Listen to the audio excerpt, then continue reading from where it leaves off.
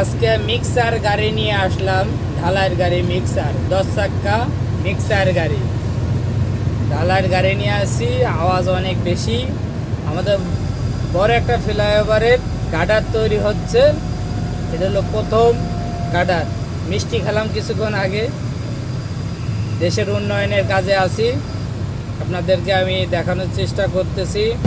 এই দেখেন, এই দেখেন কত বড় গার্ডার, দেখেন কত বড় গার্ডার। এই দেখেন, এই যে বড় বোম বাম দিয়া তারপরে ঢালাই চলতেছে। ওই যে আমার গাড়ি হেল্পার আছে, ওই যে কাজ করতেছে।